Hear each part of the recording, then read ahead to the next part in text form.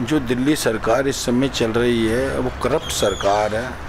इनके मुख्यमंत्री भी करप्ट है। कि मनीष सिसोदिया जी, आपकी शराब की नीति विधानसभा को बहुत बड़ा दिक्कत पहुंचाने वाला है। नमस्कार, बात मुद्दे की में आपका बहुत बहुत स्वागत और मैं हूं सुरेश झा। शराब के मामले में मनीष सिसोदिया के करीबी मुखिया ईडी और सीबीआई कार्रवाई, इस बारे में दिल्ली की जनता क्या कहती है, आइए उनसे जानते हैं। जो दिल्ली सरकार इस समय चल रही है वो करप्ट सरकार है। इनके मुख्यमंत्री भी करप्ट है और मनोज सिसोदिया भी करप्ट है और इनके जो लोग जेलों में पड़े हुए हैं वो भी करप्ट हैं, क्योंकि इन्होंने तो सिर्फ करप्टता की ही हदें पार कर दी है। इन्होंने अपने आसपास के लोगों को, जानकार लोगों को और अपने लोगों को बहुत फ़ायदा पहुंचाया। दिल्ली की आम जन को बहुत नुकसान पहुंचाया है और दिल्ली के अंदर जिस तरह से शराब नीति इन्होंने चलाई है, गरीब आदमी तो बिल्कुल मर चुका है, डूब चुका है। क्योंकि जो लोग 50 रुपये 100 रुपये में अपने घर को चलाते हैं और 500 रुपये 400-500 रुपये रोज़ कमाने वाले लोग लाइनों में खड़े रहे और उन्हें काम धंधा छोड़कर अपना शराब खरीदने के अंदर लगे रहे। आज उनके परिवारों की हालत बहुत सिसोदिया जी की वजह से बहुत ख़राब हुई है। ये नीति दिल्ली के क्या किसी भी देश में किसी भी जगह पे ऐसी नीति नहीं होनी चाहिए, क्योंकि दिल्ली को तो इन्होंने बर्बाद करके रख दिया। शराब के ठेकेदारों को इस तरह से इन्होंने लालन पालन किया है उनका, जो जिससे कि वो खूब उभरे।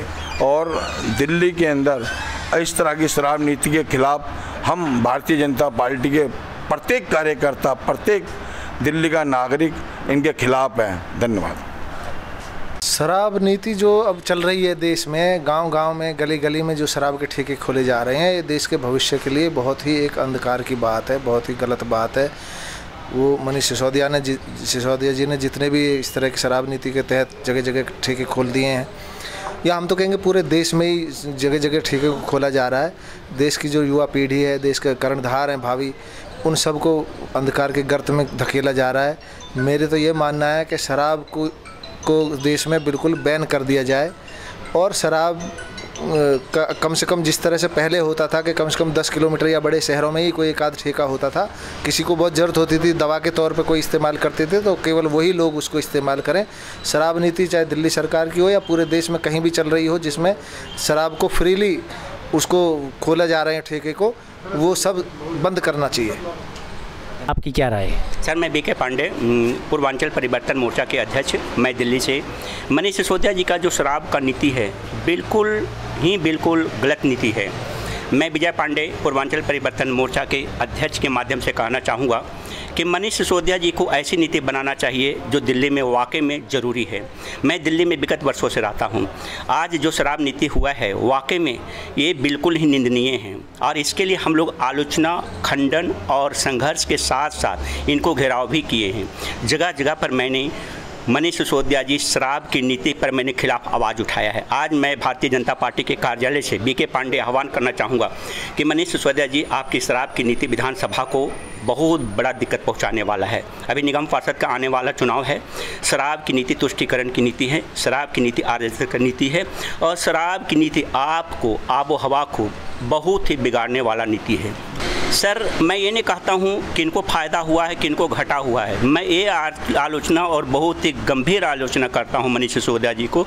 एक तरफ शिक्षा का मंत्री होने के नाते एक बहुत बड़ा अपने आप को समझते थे कि मैं बहुत बड़ा ऑनेस्ट उप मुख्यमंत्री हूँ। आप मनीष सिसोदिया जी शराब की नीति की तुष्टीकरण नीति मान करके आप या तो करीबियों को अपने फ़ायदे पहुंचाए हैं, लेकिन जहां भी आपका जो भी नीति बना है गलत है, बिल्कुल निंदनीय है और ख़ास करके जनता के, दिल्ली की जनता को त्रासदी देने वाले हैं। यहां की जनता आपको माफ़ नहीं करने वाले हैं। मैं विजय पांडे कटु आलोचना करता हूं राष्ट्रीय पूर्वांचल परिवर्तन मोर्चा के नाते। बहुत बहुत धन्यवाद। विनोद सिंह सोलंकी है, मेरा नाम विनोद सिंह सोलंकी है। हम पर्यावरण के ऊपर काम कर रहे हैं और पर्यावरण पर काम करते करते हमने एक किताब को भी लेखन करा हुआ है और शराब की नीति के ऊपर मेरा जो मानना है, हमारे देश के जो संविधान है वो भीमराव अंबेडकर जी ने कही है, नशा नाश का कारण है।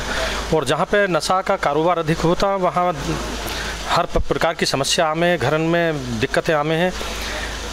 वहाँ मर्डर बहुत हुए हैं, लोग शराब पी के बेकार रह जाए हैं, उनके यहाँ घरवाली भी आत्महत्या कर करके मरती हैं। और मैं तो अनुरोध करूँगा प्रधानमंत्री जी से कि 3 तलाक जैसी समस्या को 35A और राम मंदिर जैसी समस्या को जब उन्होंने सॉल्व किया हो ना, तो हमारे देश से नशा को कारोबार बंद है जाए, तो उनके वे एक दिन कर दें तो वे एक दिन सूरज और चांद की तरह हमेशा हमेशा के लिए दमकेंगे।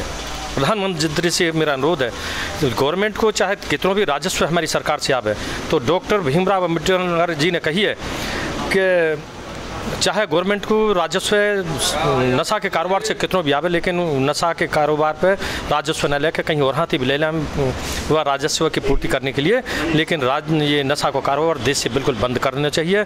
और प्रधानमंत्री जी से मेरा अनुरोध है कि अगर आप इस कारोबार को बंद कर दो तो देश में एक दिन सूरज और चांद की तरह, जैसे आज रामचंद्र जी की, कृष्ण जी की पूजा है ना, तो महात्मा गांधी को सर्वश्रेष्ठ माना जा रहा हो, आपको भी एक दिन इसी प्रकार से सूरज चांद की तरह दिखोगे। और बहुत बहुत धन्यवाद। दिल्ली की जनता कहती है कि जो जैसा करेगा वैसा भरेगा। अगर घोटाला हुआ है तो सजा भी होगी और उसकी भरपाई भी उनको करनी पड़ेगी। अब देखना कि CBI और ED की जांच में आखिरकार क्या निकलता है। कैमरा पर्सन हेमंत के साथ सुरेश झा, टॉप स्टोरी, दिल्ली।